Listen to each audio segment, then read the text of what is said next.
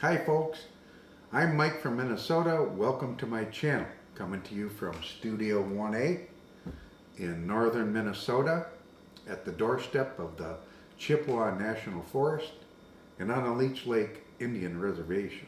Today's episode is about fresh Mexican salsa, Pico de Gallo, and I'm going to show you how I do it. And it is absolutely a wonderful salsa to make, especially in the summertime when you get garden fresh tomatoes and garden fresh jalapenos. My cilantro only lasted for a little while, so this is store-bought. But it's the tomatoes that really make it, and we're at the very end of our growing season right now. We're at the middle of September, and I am actually lucky to get this last batch in.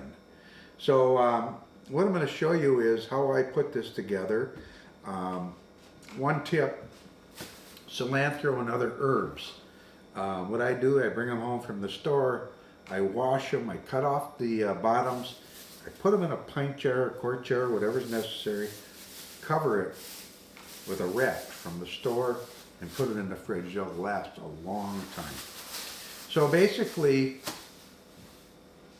with fresh Mexican salsa, it's basically equal parts tomatoes and onions. This is the basic part of the recipe right now.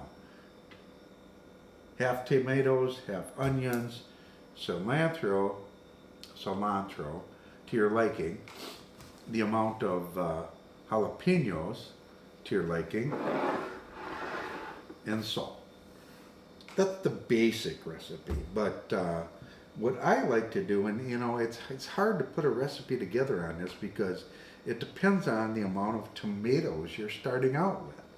So what I do is I cut up my tomatoes, I dice up my onions, and I put it in a bowl, and I start adding onions to the point where it looks good to me. Then I'll dice up some jalapenos, and I'll taste a little piece to see how hot it is, and that'll be a gauge as far as how much I'm going to put in my salsa. When I put in the tomatoes, I'll add a little salt. And be careful with the salt. You don't want to overdo it. You can always add salt. And my go-to every time I make salsa is diced up green pepper. I love it. Now, what I'm going to do today, and I did it last time I made salsa, was I added some diced up avocados. Very, very good. And this time I'm going to put a squeeze of lime juice in it. And I have made it in the past with some garlic. And it's good, but I'm not going to use it this time. So what I'm going to do now is, in the past, up until I think this year, I just basically diced up the tomatoes and put them in a bowl, and diced up the onion, put them in a bowl, and I started going from that. But what I found out this year, and I started doing is I'm blanching the tomatoes in some hot water, and I'm going to peel the skin off. And I like it a lot better than with the skin on. It just really, for me, it tastes a lot better. So I'm going to do that. And what I'm going to do is I'm going to blanch the tomatoes, and you just need to put them in for a minute and take them out, cool them, peel them, put them in the bowl, and then dice them up. So I'm going to do that. I'm going to prep all of this. I'm going to dice up my onions and the cilantro and the jalapeno, the green pepper, and I'm also going to do the avocado.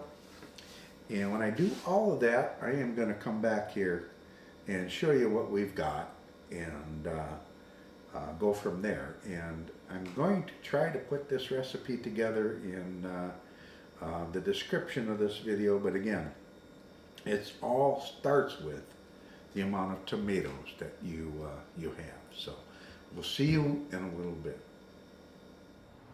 Hi folks, well I got the tomatoes peeled and ready to go. I got all my ingredients chopped up, and what I think, this is kind of interesting. End of the year tomatoes.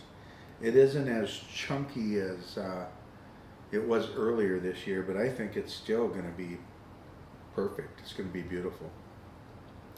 So I'll grab the camera off the tripod here and show you what I got going, and then I'll put it back, mix it together, and see how we go in a little bit. Okay, here's what we got going on. I blanched the tomatoes, peeled the skins off. It's a little soupier than it was last time I made it, and that's because I think, you know, end of the season tomatoes. And then here I got cilantro and green pepper cut up, and I have more to add in there if I want to taste. Over here, jalapeno peppers, and they really weren't that hot. And I might be adding more. And the diced up jalapeno, really not much flavor there, but a little bit, it'll be good. And then the onion. So I'm going to put this all together, taste it, and I'll be back in a minute. Boy, I tell you, I outdid myself this time. This salsa is absolutely wonderful. The only thing that it doesn't have is enough heat. The jalapeno peppers have good taste, but what I'm going to add after the video here is a little bit of cayenne peppers that I grow in my garden.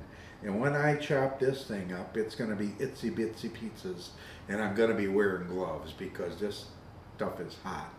I use this in my pickles. So at the end of this, after I bid farewell, I'll take the camera and do a shot of this this beautiful, glorious salsa. So on that note, I'd like to say everybody have a beautiful day, and God bless. One last departing shot of Mike from Minnesota's Pico de Gallo Fresh Mexican Salsa. Take a look at this. I'm telling you,